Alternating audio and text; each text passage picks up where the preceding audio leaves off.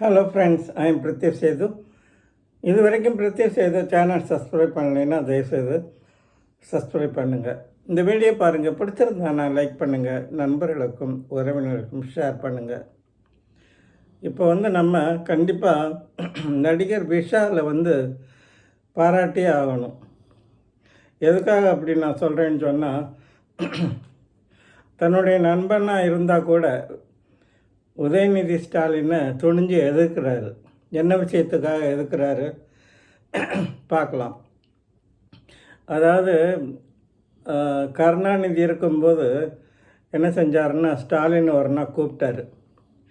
நமக்கு பல தொழில் இருக்குப்பா, சினிமா தொழிலையும் நாம் கைப்பற்றணும், அதுக்கு என்ன வழி உண்டுன்னு பாரு அப்படின்னு சொன்னார். உடனே அவங்க என்ன செஞ்சாங்கன்னா, சரி அதுக்கு என்ன பண்ணிடலாம் அப்படின்னு சொல்லிட்டு என்ன பண்ணாங்க, சுமங்கலி விஷன் அப்படின்னு சொல்லிட்டு ஒரு கேபிள் சமாச்சாரத்தை கையில் எடுத்தாங்க. இது எடுத்து என்ன செஞ்சாங்க, ஒவ்வொரு வீட்டுக்கும் சுமங்கலி விஷனை டைரெக்டாக என்ன செஞ்சாங்க, கொண்டு வந்தாங்க. கொண்டு வந்து எல்லா வீட்டுக்கும் 250 ரூபா கொள்ளையடித்தாங்க. ஒவ்வொரு கனெக்ஷனுக்கும் 250 ரூபான்னு சொல்லிட்டு அதில் ஏகப்பட்ட காசு.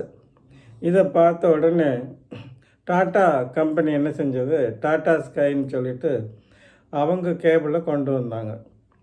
அதை எப்படி தமிழ்நாட்டுக்குள்ளே விடக்கூடாது அப்படின்னு சொல்லிட்டு கருணாநிதி, ஸ்டாலின் அவங்க எல்லாம் நிறைய முயற்சி பண்ணாங்க. ஆனால் அதுக்கெல்லாம் இவங்களுக்கெல்லாம் அவர் பயப்படுறவரா டாட்டா?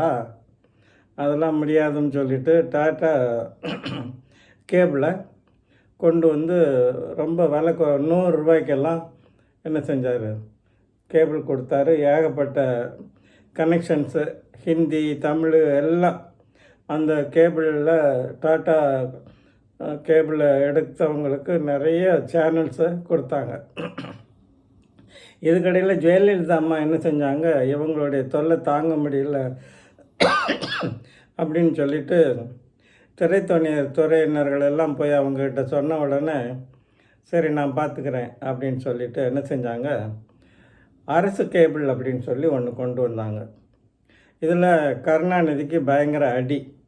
ஏன்னா 75 ரூபாய்க்கு அவங்க ஒவ்வொரு வீட்டுக்கும் கனெக்ஷன் கொடுக்க ஆரம்பித்தாங்க. ஏன்னா இவங்க அவ்வளோ தூரத்துக்கு ஆக்கிரமித்து என்ன செஞ்சாங்கன்னா, சினிமா துறையவே அவங்க கட்டுப்பாட்டுக்குள்ளே கொண்டு வந்துட்டாங்க. ஜெயலலிதா இருக்கிற வரைக்கும் ஒன்றும் பண்ண முடியல. டாடா ஸ்கை ஒரு பக்கம் வளர்ந்துக்கிட்டு இருக்குது. இவங்களுடைய சுமங்கலி கேபிள் அடிபடுது. அப்போது ஜெயலலிதா மறைஞ்சாங்க. உடனே இவங்க ஆட்சிக்கு வந்தாச்சு. உடனே என்ன செஞ்சார், உதயநிதி ஸ்டாலின்கிட்ட என்ன பண்ணார், யார் நம்ம மு.க. ஸ்டாலின் நம்ம கேபிள் ஏற்கனவே நலிவளைஞ்சு போச்சு, ஏதாவது பண்ணணும் அப்படின்ன உடனே ரெட் ஜெயிண்ட் மூவிஸ்ன்னு சொல்லிட்டு உதயநிதியை வச்சு என்ன செஞ்சார், அதான் பாலிடால் உதயநிதி, அவரை வச்சு ஒரு கம்பெனி ஆரம்பித்தார். ஆரம்பித்தா இவங்க எப்படி செய்வாங்க, எல்லா படத்தையும் தியேட்டரில் ரிலீஸ் பண்ணுமா என்ன செய்யணும், டிஸ்ட்ரிபியூட்டர் யாருன்னா ரெட் ஜெயிண்ட் மூவிஸ் தான். எல்லா டிஸ்ட்ரிபியூட்டரையும் ஒழிச்சாங்க. இவங்கக்கிட்ட தான் படத்தை கொடுத்தா அவனும் படத்தை கொடுக்கணும். இவங்க தான் என்ன செய்வாங்க, தியேட்டரில் படத்தை ரிலீஸ் பண்ணுவாங்க. எல்லா தியேட்டரையும் என்ன செஞ்சாங்க, கிட்டத்தட்ட குத்தகை எடுத்த மாதிரி ஒரு வாடகை மட்டும் அவங்கக்கிட்ட கொடுத்துட்டு எடுத்த.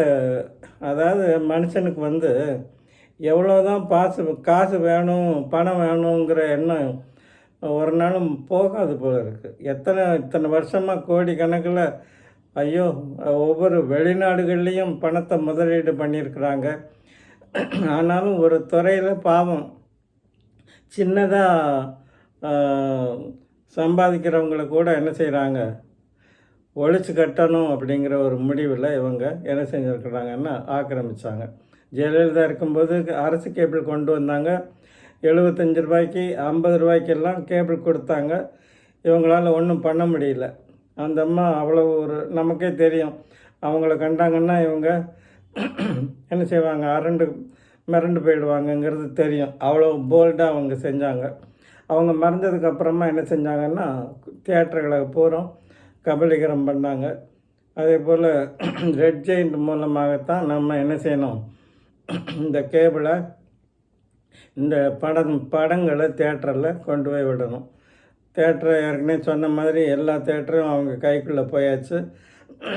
வாடகையை மட்டும் கொடுத்துட்டு என்ன செஞ்சாங்க, லாபத்து பூரா கொள்ளை. அதே மாதிரி எல்லா படத்தையும் அடிமாட்டு விலைக்கு சன் டிவி விலைக்கு வாங்கிடுது. எந்த ஒரு படமாக இருந்தாலும் காப்பிரைட்டு எனக்கு தான், எங்கள் கேபிளில் தான், எங்கள் சன் டிவியில் தான் இந்த படத்தை இத்தனை நாளைக்கு அப்புறமா, இத்தனை மாதத்துக்கு அப்புறமா நாங்கள் தான் அதை ஒளிபரப்போம் அப்படின்னு சொல்லிட்டு என்ன செஞ்சிட்டாங்க, ஒவ்வொரு தயாரிப்பாளரையும் மண்ணை கவ வச்சாங்க. எல்லாம் இப்போ வந்து முன்னாடிலாம் ஏகப்பட்ட டிஸ்ட்ரிபியூட்டர் இருப்பாங்க. இப்போ இதுதான் சன் டைரக்டர் எந்த உதயநிதியோட ரெட் ஜெயிண்ட் தான், வேறு எதுவும் கிடையாது. இந்த நேரத்தில் தான் விஷால் ஏற்கனவே உதயநிதிக்கு நல்ல ஃப்ரெண்டு தான். இருந்தாலும் என்ன செஞ்சார், இவங்க இப்படி ஆக்கிரமிப்பாங்கன்னு சொல்லிட்டு ஆக்கிரமிக்கிறாங்க, இதை சும்மா விடக்கூடாது, இவங்ககிட்ட இருந்து நம்ம இந்த விஷயத்தை கைப்பற்றணும் அப்படின்னு சொல்லிட்டு இப்போ தலையெடுத்திருக்கிறார். விஷாலுக்கு வணக்கத்தையும் வாழ்த்துக்களையும் தெரிவிச்சுக்கிறோம். நண்பனாக இருந்தால் கூட ஒரு சினிமா துறை வீழ்ச்சி அடையுதுன்னு தெரிஞ்ச உடனே களம் இறங்கியிருக்கிறார் இல்லையா, அவருக்கு கண்டிப்பாக நம்ம பாராட்டு தெரிவிக்கணும். என்னத்துக்காக தான் இப்படி பணம்னு சாகுறாங்கங்கிறது நமக்கு தெரியல. இப்போ அண்ணாமலையை கோயம்புத்தூரில் வீழ்த்தணும்னு சொல்லிட்டு சபரீசன் குரூப் எல்லாம் என்ன செய்யுது, கோவையில் டேரா போட்டிருக்குது. ஒவ்வொரு துறையிலையும் இவங்க எம்பி ஆகிட்டாங்கன்னா, ஏற்கனவே தெரியும் நமக்கு, கலைஞர் இருக்கும்போது டெல்லியில் போய் முகாமிட்டு அவங்களுக்கு தேவையான துறைகளை பூரா வாங்கினார். இப்போ அந்த ஒரு பிளானில் தான் இருக்கிறாரு.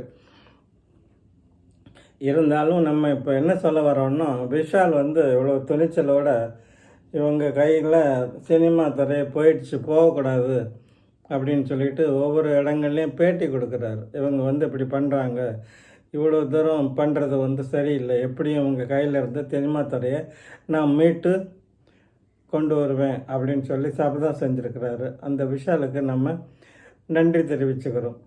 இதன் மூலமாக தமிழ் மக்களும் அவருக்கு நன்றி தெரிவிக்கிறாங்கங்கிற விஷயத்தை நம்ம கேள்விப்பட்டோம். இந்த வீடியோ பிடிச்சிருந்தா லைக் பண்ணுங்கள், நண்பர்களுக்கும் உறவினருக்கும் ஷேர் பண்ணுங்கள்.